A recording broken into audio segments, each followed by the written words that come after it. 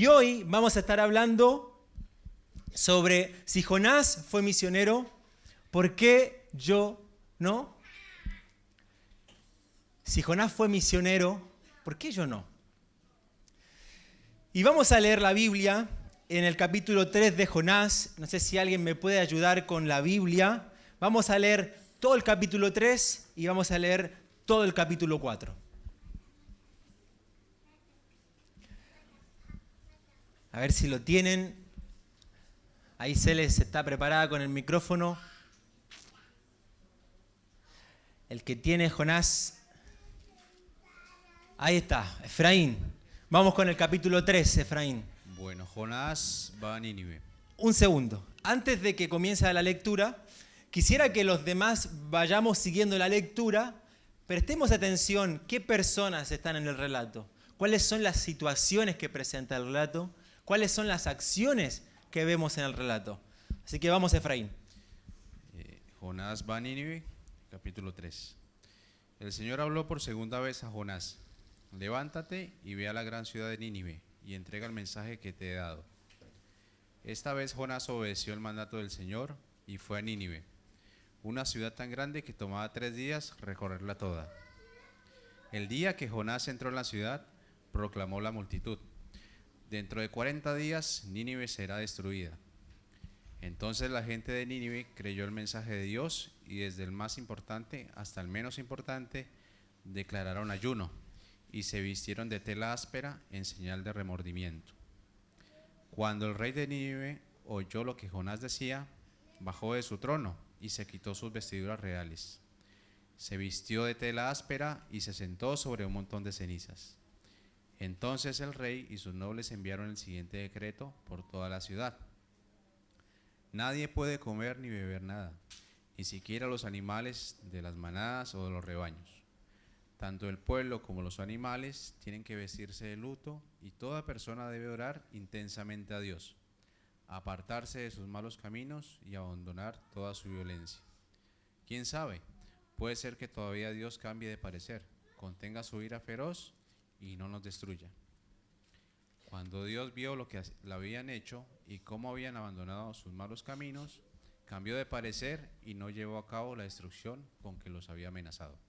Excelente, gracias, Efraín. Capítulo 4. Allá, Carlos. ¿Cuál de todos? Fue en mayor. Ah, verdad que hay como 5 Carlos. Ahí está.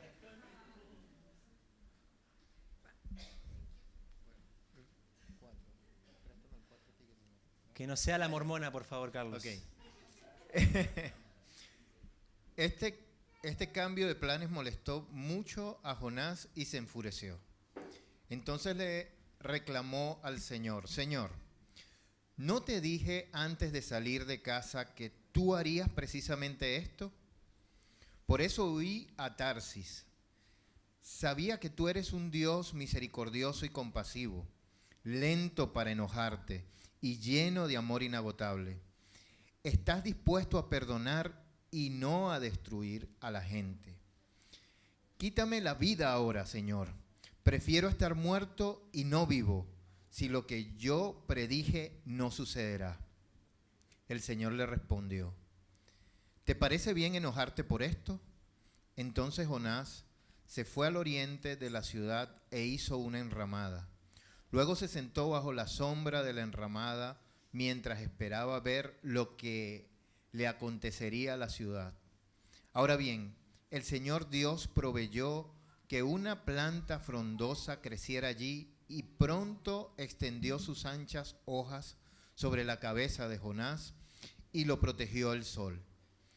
Esto le trajo alivio y Jonás estuvo muy agradecido por la planta.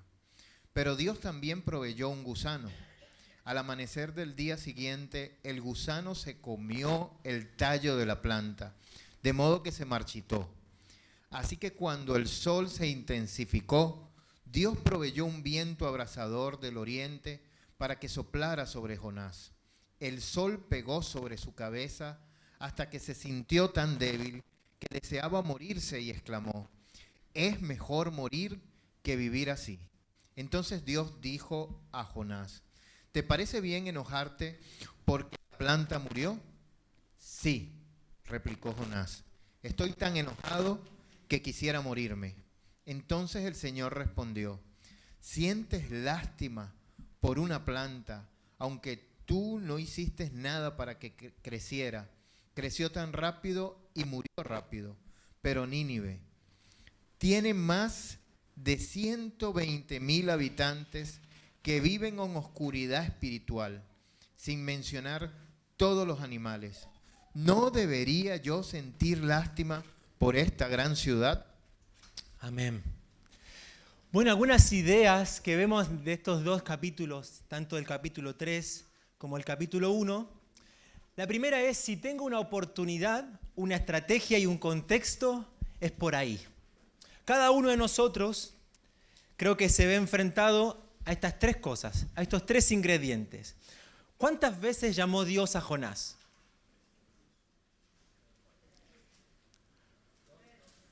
¿Cuántas veces llamó Dios a Jonás? 2. Capítulo 3, en el verso 1 dice, la palabra del Señor vino ¿por cuánto? Por segunda vez. Una nueva oportunidad Dios le estaba dando a Jonás para dar el mensaje. Pero Nínive era una ciudad de ¿cuántos habitantes? Más de... ¿Y cuánto le llevaba a Jonás recorrer toda la ciudad? Entonces, ¿qué utilizó Jonás para poder proclamar el mensaje? Él en un día, dice acá la nueva versión internacional, se internó en la ciudad. Otra versión dice que entró en la ciudad y comenzó a proclamar durante un día, ¿qué? El mensaje. Entonces este mensaje comenzó a correr hasta que llegó ¿a dónde? Al rey. Ahora, esa fue la estrategia que Jonás utilizó. Así como Jonás tuvo oportunidades para dar el mensaje, también nosotros tenemos las oportunidades para proclamar, para testificar. Así como Jonás tuvo una estrategia o una manera de hacerlo, también nosotros podemos utilizar las estrategias. No necesariamente tiene que ser la misma de Jonás. Yo no me imagino a Sofi levantándose en el colegio y decirle, profesora, por favor, voy a decir algo. El aula, en 40 días, Dios la va a destruir. Ni tampoco veo a Jorge caminando ahí por las calles de Villa Adelina con un megáfono diciendo, Villa Adelina va a ser destruida dentro de 40 días. Quizás si Dios le habla a Jorge, vamos para adelante y yo lo acompaño. Capaz que no, pero depende. Quizás la estrategia tiene que ser diferente. ¿Por qué? La estrategia se adapta al contexto. Entonces Jonás tenía un contexto, tenía unas personas, una audiencia específica. Y si la estrategia que uso para el contexto donde estoy y no da resultados, ¿qué tengo que cambiar? La estrategia. La estrategia es la que tengo que cambiar. Cada contexto es diferente, cada estrategia es diferente y cada uno de nosotros tiene contextos diferentes para lo cual testificar. Entonces quiero llevarlos a pensar. Mi contexto, piensen en su contexto. Piensen en las oportunidades que tienen frente a ese contexto. Y la pregunta es, ¿cuál es la estrategia que estoy utilizando? Entonces pienso ahora, tomo un tiempo para decir, a ver, ¿cuál es mi contexto? El laburo, quizás mi barrio. Piensen por un momento cuál es mi contexto y cuáles son las oportunidades que tengo para poder utilizar la estrategia frente a ese contexto. La segunda frase es, si no rompemos ciertas estructuras, de nada sirvió estar dentro del pez. Si no rompemos ciertas estructuras, de nada le sirvió a Jonás haber estado 3 días y 3 noches en el pez, adentro del pez. ¿Cómo lo llaman a Jonás? A Jonás lo llaman el profeta nacionalista. Porque ¿qué pasaba con Jonás? Tenía un paradigma, un patrón, que ellos como israelitas decían que la salvación, ¿dónde estaba? En Israel. Entonces, ¿recuerdan ustedes la escena del gobernador Naamán y el profeta Eliseo? ¿Qué hace el profeta Eliseo? Díganle a Naamán que venga ¿a dónde? Que venga al Jordán, que venga a Israel a sumergirse 7 veces para ser sano. O sea, esta idea de venir a Israel para encontrar la salvación. Entonces, Jonás se enoja con Dios a tal punto que quiere morir porque Dios había visto el arrepentimiento en Nínive. Pero ¿qué es lo que hace Dios? Dios lo confronta en el capítulo 4 y le dice que te estás preocupando por una insignificante planta. Entonces Jonás estuvo 3 días adentro del pez y 3 noches. ¿Y qué es lo que dijo Jonás adentro del pez? ¿Se acuerdan qué es lo que dijo Jonás? Capítulo 2, verso 9. Yo en cambio te ofreceré sacrificios y cánticos de gratitud. Cumpliré las promesas que te hice. La salvación viene del...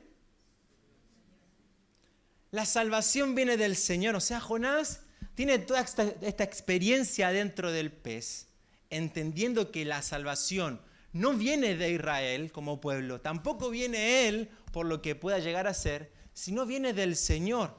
Pero la escena siguiente, ¿qué es lo que sucede? Se quiere morir. ¿Por qué? Porque todo el pueblo se arrepintió y que la planta se había podrido. Entonces, cuando prestamos atención a ciertas cosas insignificantes, es porque nuestra mentalidad está bajo ciertos paradigmas, ciertas estructuras que no nos dejan ver aquello que Dios quiere hacer. ¿Qué es lo que sucedía en los tiempos de Jesús? Estaban los fariseos, los religiosos, ¿y qué es lo que ellos prestaban atención? A cosas insignificantes. O sea, Jesús estaba sentado con pecadores, estaba compartiendo y había sanado a alguien. ¿Y cuál era para ellos el foco de atención? ¿La sanidad? No. ¿Cuál era el foco de atención? ¿Qué estaba haciendo Jesús en esa casa? En otro momento vienen y le preguntan, che, ¿por qué no ayunan ustedes? ¿Por qué los discípulos de Juan y nosotros ayunamos? Y ustedes, los discípulos y Jesús, no ayunan. Y Jesús había sanado a un paralítico previamente. Entonces, cuando tenemos una estructura mental, no nos podemos centrar en aquello que Dios quiere obrar. Entonces, Jesús usa el ejemplo. Los odres viejos, si reciben vino nuevo, ¿qué es lo que pasa? La única manera de recibir vino nuevo es teniendo ¿qué? Un odre nuevo. Entonces, esto nos habla de ¿qué? De que si hay estructuras, si hay patrones que son difíciles de cambiar a nuestra mente, es muy difícil de poder ver el obrar de Dios. Y a veces nosotros nos encontramos teniendo ciertas estructuras de pensamientos a la hora de testificar acerca de Jesús. Y por ejemplo, uno dice, bueno, le voy a hablar a mi amigo. Pero antes de hablarle ya empiezo, y si le digo, capaz no me va a escuchar. Capaz no me va a dar importancia, entonces no le digo nada. Es un pensamiento, es una estructura. Tengo un amigo que quizás tiene plata. Entonces, lo miro, no tiene necesidad de escuchar el mensaje de salvación. Entonces, es un pensamiento, es una estructura que no me deja compartir. Entonces, la pregunta es, ¿qué otras estructuras tenemos a la hora de extendernos, a la hora de compartir la fe?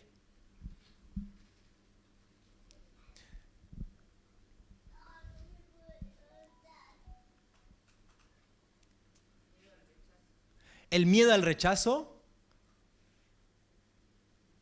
está bueno, que toda la gente a la que pueda compartir me va a rechazar, no me va a escuchar. ¿Qué otra estructura tenemos?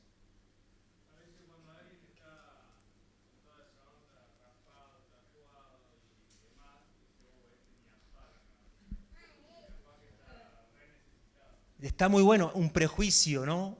Quizás ¿cómo sería? La parte exterior, ¿no? La apariencia. Esa es una estructura, ni necesita de Dios, mira por dónde anda. Está muy bueno. ¿Alguien más? ¿Qué otra estructura tenemos? A veces creer que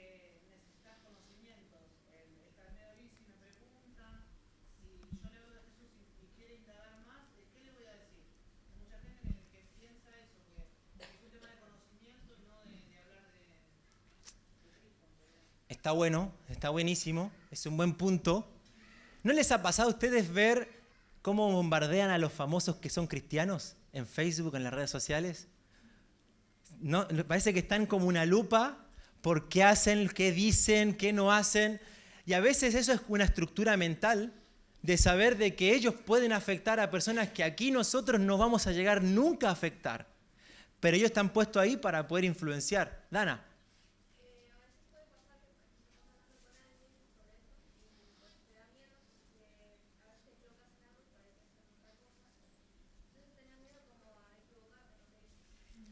Está bueno, como el miedo a equivocarnos en lo que voy a decir, quizás no se va a entender. Está muy bueno, Dana.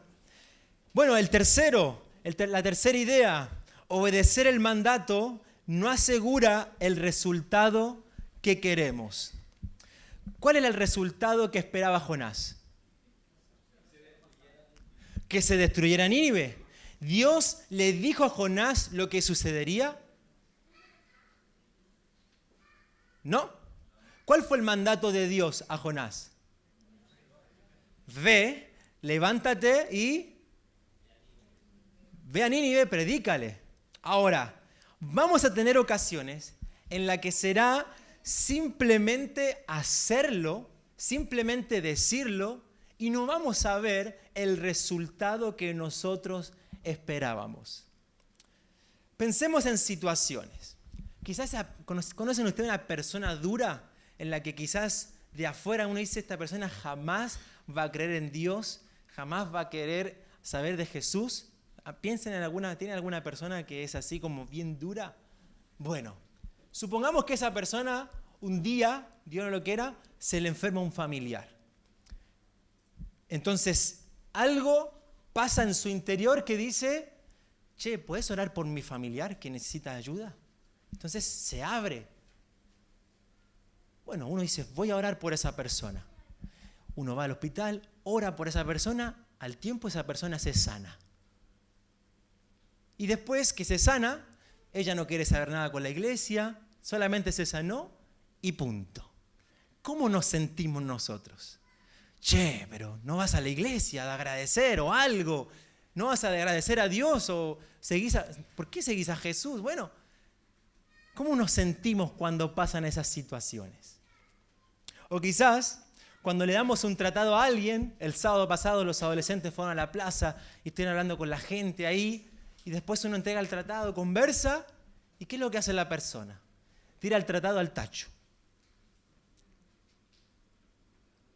Y uno dice, ¿pero qué pasó? Hablamos, se abrió. O cuando tengo un amigo cercano y comienza a contarme sus problemas, y yo le digo, deja que Dios te va a ayudar, confía en Él, y él comienza a confiar en Dios, y los problemas siguen aumentando, y se sigue hundiendo en sus problemas y no ve resultados. ¿Cómo nos sentimos? Y así hay un montón de situaciones en las que podemos ver que el resultado no es el que esperamos. Ahora, esto no significa que tenemos que dejar de hablar. Esto no significa que tenemos que dejar de escuchar, de mandar mensajes, de subir algo a nuestras redes, mandar un versículo bíblico, una palabra de aliento, una palabra de esperanza. No significa que tenemos que dejar de hacer eso. Es importante el resultado porque sí, queremos ver vidas cambiadas, queremos ver personas que sigan a Jesús, pero el resultado no tiene que ser nuestra motivación. El resultado no tiene que ser nuestro motor para ir. Entonces, el mandato se obedece sin importar el resultado. La última idea es, Dios se compadece y cambia de parecer. ¿Y yo qué voy a hacer? Y esta es una gran interrogante, porque Dios quería darle una lección a Jonás. En el capítulo 4, Jonás, al ver que Nínive se arrepintió y que Dios se compadeció, Jonás comienza a orar a Dios. ¡Oh, Señor! ¿No era esto lo que yo decía cuando todavía estaba en mi tierra? Por eso me anticipé a huir a Tarsis, pues bien sabía que tú eres un Dios misericordioso y compasivo, lento para la ira y lleno de amor, que cambias de parecer y no destruyes. Todo lo que Jonás sabía de Dios era solamente teoría. Él sabía que Dios era compasivo, pero él no estaba aplicando, imitando el carácter de Dios, lo que Dios realmente es. Entonces, Jonás, el capítulo 4 de Jonás, Dios le dice a Jonás: tú te compadeces de una planta que sin ningún esfuerzo de tu parte creció de una noche y en la otra pereció. Y de Nínive, una gran ciudad donde hay más de 120,000 personas que no distinguen de su derecha de su izquierda y tanto ganado, ¿no habría yo de compadecerme? A veces parece que estamos más del lado de Dios del juicio. Queremos ver el juicio de Dios en la tierra, en situaciones, y uno comienza a decir: che, ¿y a este vecino cuándo se lo lleva el Señor? Piensa en ese vecino que cada fin de semana pone la música a todo trapo. Entonces uno dice: Señor, ¿hasta cuándo vamos a soportar? ¿Cuándo te lo vas a llevar a este vecino? O vemos situaciones en la tele: Señor, ¿hasta cuándo? ¿Cuándo vas a los políticos? ¿Vas a traer juicio a los políticos? Entonces comenzamos a ver a Dios y esperamos de Dios, tenemos una expectativa que Dios mande juicio, que haga justicia rápido, ya. Y suele pasar que la compasión surge cuando viene un misionero.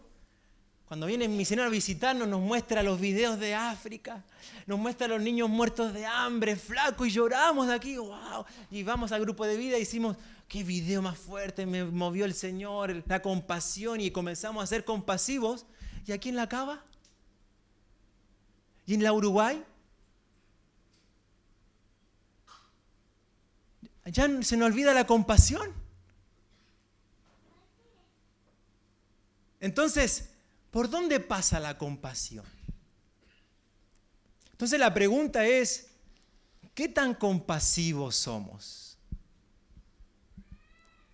¿Somos lentos para la ira? ¿Cambiamos de parecer acerca de los demás? ¿Soy compasivo con las personas que veo a diario? Entonces vamos a repasar las primeras dos ideas. Ahí están las tres. Una oportunidad, una estrategia y un contexto. Si tengo todo eso, me mando. Es por ahí. Si no rompemos ciertas estructuras, de nada sirvió estar dentro del pez. Podría decir: sí, la salvación viene del Señor. Pero si aquí no cambió algo, si mi manera de pensar no cambió, de nada sirve. Obedecer el mandato no asegura el resultado que queremos. Este es el desafío de poder ir, sin esperar que se convierta, sin esperar que venga a la iglesia, es obedecer al mandato. Y la última, la cuarta: si Dios se compadece y cambia de parecer, ¿yo qué voy a hacer? De estas cuatro ideas, ¿cuál de estas te gustaría, o cuál de estas ideas te gusta más? ¿Con cuál te quedas y por qué? A ver.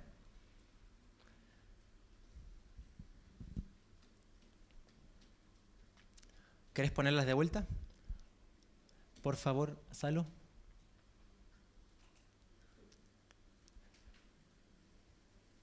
¿Con cuál de estas ideas te quedas y por qué? La cuarta, la compasión, ¿por qué? Sí, porque elimina todo el orgullo, toda la idea que pueda llegar a tener sobre una persona, sobre lo que me haya hecho. Está bueno ser más compasivo, porque desde ahí voy a comenzar a cambiar mis prejuicios, mis ideas acerca de los demás. ¿Está bueno? ¿Alguien más? La tercera, Oval. ¿Por qué? Nuestra labor es obedecer. Eso no tiene que ver nada con el resultado. O sea, a nosotros no nos debe interesar el resultado. Simplemente nos debe interesar obedecer lo que Dios nos manda. Está bueno. El resultado es de Dios. Amén. Muy bueno. ¿Alguien más? ¿La segunda? ¿Quién dijo? Yo. Ah, Dana. Porque, bueno, me parece que si no, o sea, si tú quieres hablar con alguien, obviamente, primero tienes que romper esas estructuras que tenés en la cabeza, porque después no vas a poder hablar con más gente sobre esto y bueno, es bueno cuando hay más gente que sabe sobre Dios y toda esta cosa, entonces, por eso. Está bueno. ¿Cómo cambiar la estructura? Mariana. Yo también me inclino más por la 3 porque me parece que es una forma también de mantener la humildad, ¿no? Que la gloria es de Él, que Él es, como dijo el hermano, que Él es el que hace la obra. A veces cuando uno obtiene resultados se cree como que, por ejemplo, oro por los enfermos y se sanan, y de 100 que oré, 100 se sanaron. Es como que el hombre empieza a creerse que eso es propio cuando es un don de Dios y la gloria es para Él. Así que por ese lado me parece que está buena la 3. Bien. Perfecto. Muy bien. Carlos. A mí me gustó la primera, porque Dios nos da oportunidades, pero miles de oportunidades. Nos da la estrategia y nos da un contexto. Lo que hay es que abrir los ojos. Está bueno. Sí. Muy bueno. Bueno, es un desafío para cada uno de nosotros, es poder evaluarnos, cómo podemos comenzar a aplicar para poder extendernos sin límites, poder pensar más allá de nosotros.